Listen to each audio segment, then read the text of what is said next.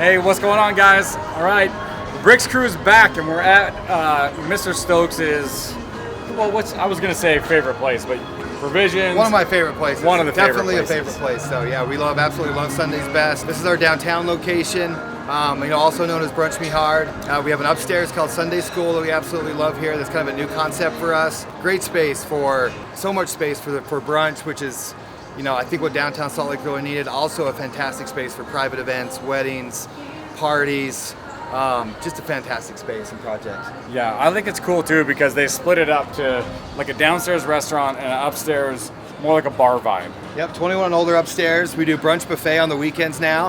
An amazing buffet. We got seafood, all kinds of pasta, fried rice, salads, pastries, omelet station, Bloody Mary bar, and a mimosa bar, which is hard to find in Salt Lake because you have to have a liquor license to be able to do an actual Bloody Mary bar where people can make their own in Utah. So yeah, it's very unique. We have DJs every brunch service, every night service, so that's a great space. I don't know if this is like accurate either, but it definitely feels to me like you guys brought more like a California vibe. That like culture, it's not just food, like let's go eat at a restaurant like Denny's.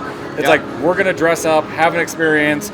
When you're seen here with your friends here, you're taking pictures here, you have a mimosa on Sundays. It's like a whole different, I would expect that in California.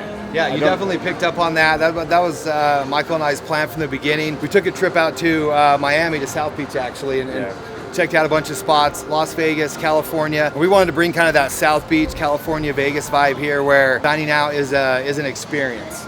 And you want to dress up, you're around beautiful people, a great staff, vibrant music, bright colors. A lot of our decoration and design kind of comes from the South Beach, Miami type vibe. So yeah, you're absolutely right, which is much different than the standard, Denny's. Over the counter or, brunch places. Yeah. There's been a few others that have kind of caught on to that here recently, but yeah, we absolutely want to bring something different here to Salt Lake. It needed it. For whatever reason, I still haven't been to Miami, which is crazy. Wow, I know, crazy. Which is weird because you think like street artist, all the shit. I love cars. Exactly. Like I should have been there, Oh, but that's why I say Miami's California. I don't know. Great. Yeah. Okay, well, bring us into a little piece of Miami. Let's roll in.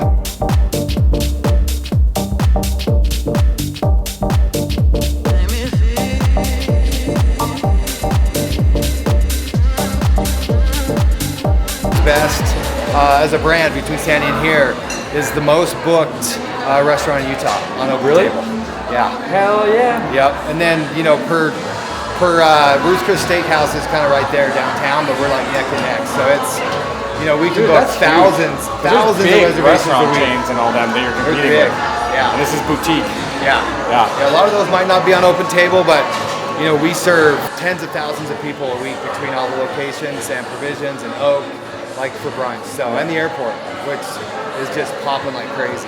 I love it. It's like an Art Deco vibe in here, right? Is that kind of? I think that's a good way to describe it. And we wanted just to provide an elevated, beautiful environment for people to come in that's just bright, light, vibrant, not dark, moody. Just to kind of fit the energy of what we wanted to bring. Yeah. Similar colors through the airport, Sandy and here. Michael and I did the design with the designer in Sandy. Had a great design firm, one of the best in the country that did this location in the airport. Yeah. That they're amazing. So yeah, we're really proud of this location. It was 3 years in the making. This is a battle, right? This one was like there was delays with it. I kept watching with Mike. I didn't really know you then, so I call him. I'm like, hey. I would come by because I was looking and building bricks, and I'm like, no one's in there. It's like, yeah, there's all the usual business stuff of like delay, battle, this, that, get it going, but yeah, we got it. I mean, they found some contaminated soil. They had to remove all the dirt and then bring in and put new dirt in. So you have to go through those normal things that that probably slowed us down 45 days. And then what was there a gas station here or something before, or like what was just downtown? I am not exactly sure what was right here before. But something in the soil, when they tested it, was contaminated and they had to remove it all for whatever reason. Michael will probably have more information on exactly what it was, but then we just experienced other delays with products not arriving. The tariffs had some issues with getting products over here that we had ordered. But all in all, once we got going, it was pretty standard. It was kind of, things got a lot more expensive and tight too from the time that we signed the lease. And then products and stuff like that really Groceries got more expensive. Produce, everything. So the cost of the actual build out got a lot more expensive. We had to figure that out. Yeah. But all the normal challenges that come along with any business, especially in the restaurant. Restaurants now cost 10 times what they did to build 10 years ago. No shit. Yep. COVID just exploded the cost of construction, products, wood, lumber, tile, furnishings, everything. Yeah. I love it though. So, this is not like you could be. You're to be here. Like a chef like you, but this is where people don't understand running a business like this. You guys are the ones that got to deal with that. All the construction, all the tariffs, all the shit. Like, we're just normal humans, and you're a chef, and all of a sudden you got to get in as a business owner and handle all of that shit. Yeah. There's no one to handle it for you. No one. Yeah, that was a big learning curve for me, going from an executive chef in 2010, running a restaurant, to opening my own in 2011. Being an owner is a whole nother ballgame. You don't get it cooked near as much as you want. When I do get it cooked, those are the best days. But I love also just concept creation, bringing something to life, being able to bring an idea that we have and see how much people love it and enjoy it, and the happiness and connection that it brings, which is why we're here. That's what keeps us in business. And nowadays it's especially important to be providing experiences and something different to get people in. I think there's a renaissance of that. Like, the good thing COVID brought is it separated everybody so much that now this analog, in real life, get together, have an experience. Like, I think that's gonna just like surge over the next 5 years. I believe so, and I think even with the surge of AI, there's a lot of people that are just like, whoa, wait a minute, this is going fast. I want to still be able to retain human connection, things made by humans, things like artistic and creative spaces. I think will get more and more popular. Agree, 100%. Love it. All right, so yeah, great big space, beautiful bar. It's one of our favorite rooms, which is the terrace room, and definitely got that South Beach vibe in there. Yeah. Bright, light, wallpaper, gold, pink, and great for private events. You can reserve this space out, reserve the upstairs space out. We can hold about 450 people in the building total, so it's a great size to do weddings, massive events like that, which we love to do. Give people a better alternative than just getting a ballroom at the Grand America or somewhere like that, which is also great, but it's not as doesn't have as much personality. Yeah, I agree. By any means. So we're really excited about it. All right, let's go check out the kitchen. And these guys wash the dishes. The amount of dishes that go through this place when we're doing 2,500 people over the weekend plus the buffet is wild. Yeah. They do a great job. They're machines. So some of the most important people in the kitchen. I was taught that early on by a great mentor chef that a lot of people think the chef's the most important, the sous chef, but the most important person is your dishwasher and your steward. Like, they're not here, whole operation stops. Yeah. So we like to, we're grateful for everyone top to bottom. Yeah. And this is the biggest kitchen that we have ever built, in addition to the biggest restaurant project square footage. We're almost 10,000 square feet here, as opposed to Sandy, which is 3,500. Provisions is 3,500. I think Oak is maybe 2,000. The restaurant space in general. But this kitchen alone, I believe, is about 1,500 square feet with this kitchen and the back kitchen. We built it as kind of a French style kitchen that operates in a square all the way around. Sorry, you said French? Yeah. What is that? So kind of a French line typically goes in a big square. Okay. And everything's around the outside. Yeah. And then some cookies up on the inside, and then it goes out. So instead of like Provisions are in Sandy, the line's up against the wall, and then you put the food out. But this is a full 360 kitchen, which almost all kitchens in France and tons all over the world now, but usually more on the high end do kitchens like this. The least amount of movement someone can have to produce the dishes they're producing, the better. For the temperature of the food, the timing, the texture. And this was super fun. We mapped out and built this kitchen with the restaurant design company and got to pick everything, where everything went, and then they placed it for us, built everything in, and we love it. Yeah, this egg station right here, I'd say this was one of the hardest stations to work in any restaurant, but definitely in Utah. So Guadalupe here is an absolute rock star. He also works in Sandy a little bit, but the amount of eggs that go out of here is insane. I mean, we're going through a couple hundred, 15 dozen cases of eggs a week. And so when the price of eggs were crazy, it was hard on us as well. But look how fast he has to go. Like, yeah, so they come in. He probably gets here at 7:30 and leaves at 3:30. Most restaurant jobs are not that long being open. You come in, you prep your station. You have maybe 4 or 5 hours of being open.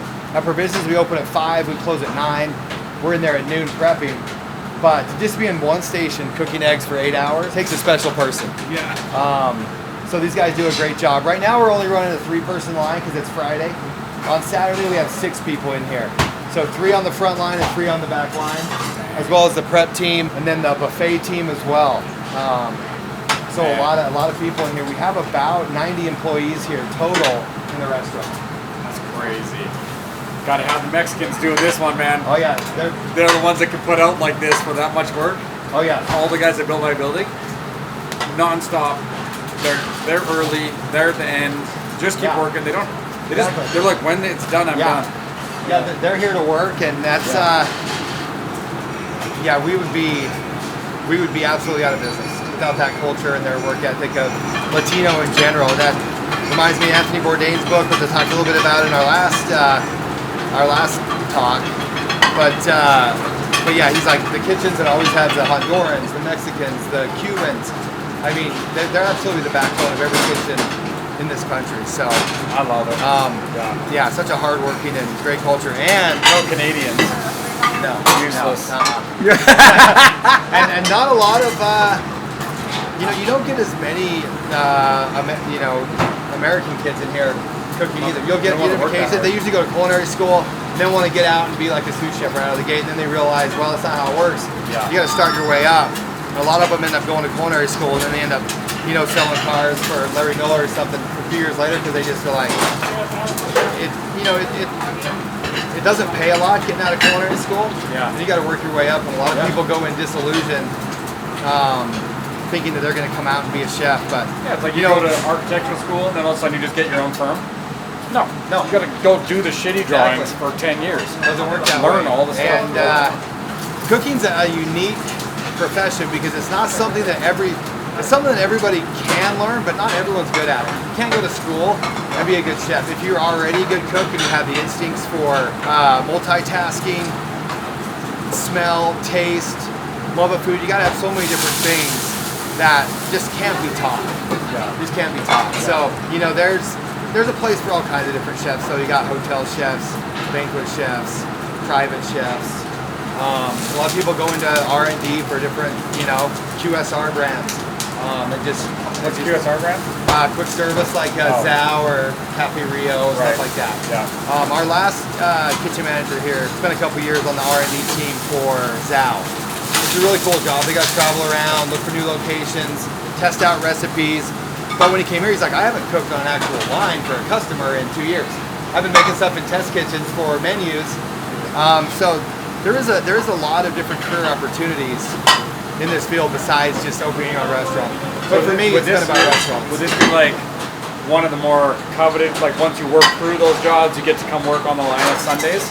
Is that kind of how people look at it? I think maybe more you could be the chef at Sundays. I think we're still in the casual dining realm, even though we try to deliver a high-end service in the front and in the presentation and the quality of food that we do. But the more coveted jobs is going to be in the more high-end dinner restaurants. Right. If you're like real chefy. Oh yeah, I'm saying like if you're one of the kids that's coming through and you got to go through the process.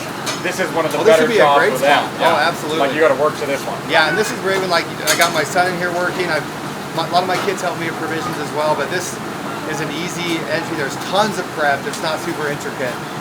Here it's more about volume, quality, and consistency more than complicated cooking techniques. Right. Even though food is like, as a normal person, not a chef, seems very It's definitely an elevated brunch menu because I've taken one thing that Michael and I did really well when I first approached him. We met we met once before casually in Provisions, but we officially met on the set of Teen Chef Pro. He was the host and I was a guest judge, guest chef judge. So I came on and I met, and then the next season I became an actual mentor chef and had a team that competed on that show when it was running.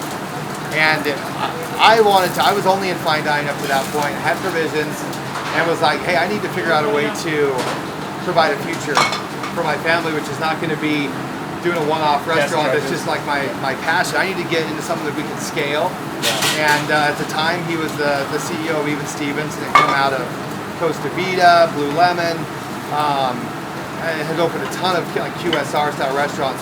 So we wanted to merge that, and we came up with, Ginger Street, and then Dirty Bird, and then Sunday's Best, which Sunday's Best we wanted to blend casual dining with fine dining, and provide something right in the middle. So you're getting a lot of the experiences of years and years of fine dining service and cooking, as well as the efficiencies and the volume of QSR, which helps drive the revenue. It makes a lot of sense, actually. It was a great partnership. Now that you hear this and you see your personalities, like the DJs and the styling and the fine dining, and that you really see how you and Michael came up with your whole own category.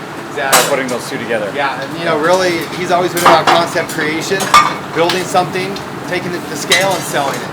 Yeah. And that's what, that's where you're able to really provide, future, I guess, wealth for your kids. And to be able to build something, you got to have more than one. Yeah. And for your own time, for any other chefs out there, when you get stuck in a restaurant, you open your own, you're there 7 days a week, all the time. The only way to really break free from that and to be able to afford your own life is to open up other locations and then start to train, bring up, mentor, and provide other chefs opportunities to run your restaurants. And that frees up your time to spend with your families, vacation, be more flexible. Because that was also something that was really hard for me after my first marriage. Didn't work out, a lot of it due to work. I recently got married right before I met Michael for the second time, and didn't want that to be an issue. I want to be able to have an actual family life moving forward. It's been a fantastic balance. And like Michael says, I kind of helped him transition into not just working all the time and realizing, hey, you got to take a break and spend some time with your family as well. And I think our partnership has allowed both of us to do that a lot more. I love it. It's like any business. You are a lifestyle business owner in any industry until you learn, and your proficiency, like what you're best at, becomes replacing yourself, not operating. But there's operators and there's owners. And if you're an operator, you only ever have one spot. If you become an owner and your proficiency is, I know how to set up systems to phase myself out quickly, over and over and over, that's when you get scouts, what you guys are doing here. Yeah. And that's the goal, that's the dream, and I've been fortunate every day to be able to do it. So we're excited. This is more, our combi oven, all kinds of baking. Lots of fryers for all the beignets we serve. We serve a crazy amount of fried chicken for chicken and waffles, beignets, breakfast potatoes, scones.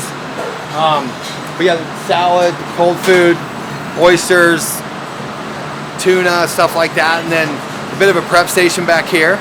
And one of the best things about this space that a lot of kitchens don't have is the bright light and the windows. Yeah. Especially in like New York City, they usually build, everything's on top of each other. Yep. So all the restaurants have layers of stairs, and you can have 2 levels of prep kitchens, all your storage and a prep kitchen, then you're on the main line, and it's just like you're in a dungeon all day. What a there's no windows, there's no light. These guys have a beautiful, they always keep it so cold in here, but they like it.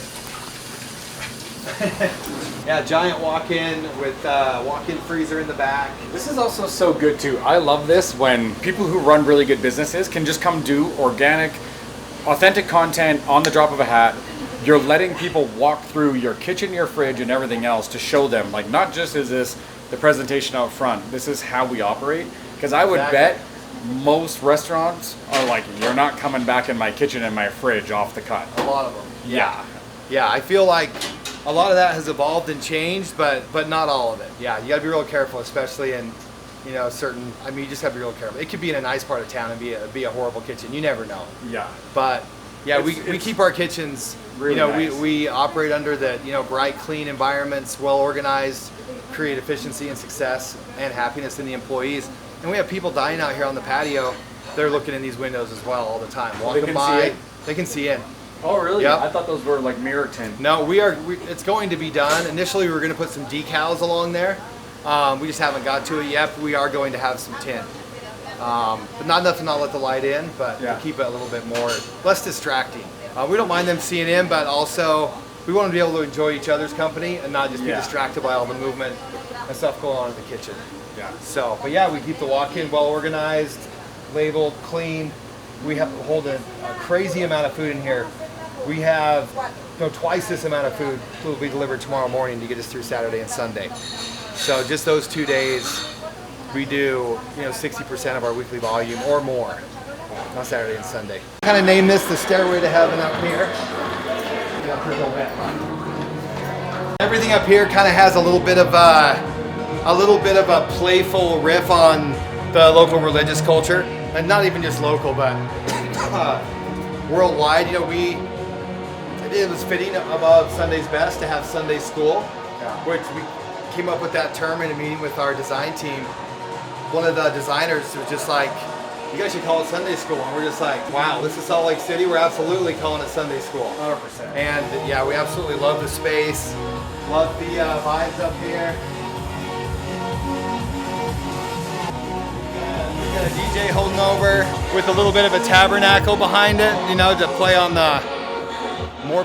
kind of a, get your Sunday sermon here from whatever DJ we have. The church organs.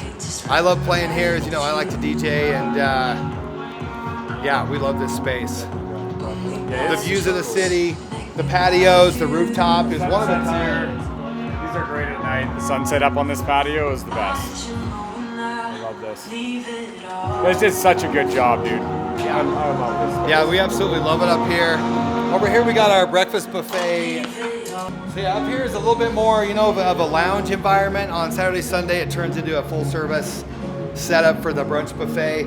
This morning we had a wellness session up here where we did Pilates for an hour, and then we do kind of a healthy chef's brunch buffet for everyone who comes to the wellness session. So, and you can do yoga or Pilates next to Michael. He's here doing it pretty much every time. So he was here this morning and crushing it. So that's the number one thing people come here for, is to see Michael in those shorts. Yeah, 5 inches, Those are one of my favorite things. That's probably what I'll get. Fish tacos? Yeah. Look at your diet. Yeah, just do like a whole taste testing here. Like, just bring one of everything out here. We could get our beignets. Those are a classic. We'll probably get an order of those. Let's get a few of these things and try them all. And most of the things on this menu initially, actually all of them initially almost, started at Provisions when we started doing brunch. And brunch for me has always been, I've always been a morning person, which I think has been a good key to some success, which, a lot of people in the restaurant industry are not that way. We have cooks that roll out of bed at like 1 o'clock for their 3 o'clock shift. Then they're up all night playing, whatever people play nowadays, Fortnite or, online computer games, or they're out partying or doing whatever they do. But I've always been a morning person, so we started doing brunch at Provisions. I got a lot of groans from other employees and staff, but because they had to get up and come. They had to get up and do a brunch service. That's kind of an industry-wide thing. Like a lot of chefs will say, I fucking hate brunch. I've never been that way. I've always been like, I love brunch. I love the morning time. I love the food, the connection, serving people first thing in the day on a relaxing weekend, starting their weekend off. Yeah, I like that too. And I've really grown to love brunch food, obviously. So we did brunch at Provisions for about 8 years before we opened up our first Sunday's Best. And most of the things on the menu here, it kind of come from the menu there, been tested. We have a lot of things now that are only on the Sunday's Best menu as we've evolved and grown and kind of seen what our customers want. What time do people have to get here to start making brunch? Because it's not like a bakery. Those people come in at like 3 in the morning, Bakeries, right? yeah, usually like 3 or 4. Our prep team arrives at 6 a.m. Yeah. And they start at 6. Our line cooks typically show up between 7 and 7:30. We're a big enough restaurant that the most of the prep needs to be done by prep cooks. The line cooks get here because they already have an 8-hour shift ahead of them of just cooking food. So they stock their station, get prepared, get set up, and just rock and roll right at 8. Especially in Sandy, we're busy right at 8 o'clock in the morning. We got a lot more early morning people down there. Yeah. Downtown more starts about 10. Yeah. So on the weekends it's a little bit different, but that's the suburban. They got kids. They're up at 6. This is all the people all party and still living the downtown life. Exactly. And down in Sandy, we're just slammed every day of the week. Which when we first opened this, I was a little nervous that are people going to come to brunch on a Wednesday during the day? Are people working? Are they doing other things? No other restaurant had opened up yet in Utah that did brunch every day of the week. You had breakfast diners, and you had restaurants like Provisions and a ton of others that do brunch on the weekends. So it was a little bit of a leap for us, and we were, delighted that it really took off like it did every day of the week. In Sandy, you've got all the moms, that can brunch with their friends. We got to do a ton of business lunches down there. So it really worked out.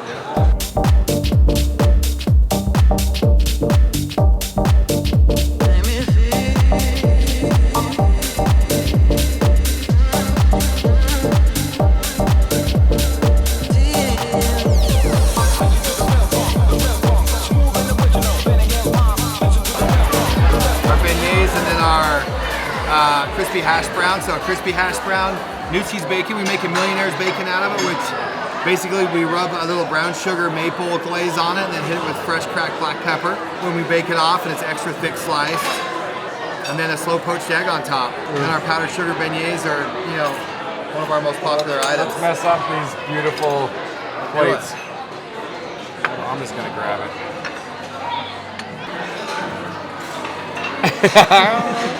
I did the pour. Just break that egg right on top. Yeah, see, we'll break into here like that. You can see like the yolk just kind of oozes down over the top. Don't get a knife and cut that up, but yeah, we get a lot of people that come in and just eat that for their brunch. Get a couple extra poached eggs on it.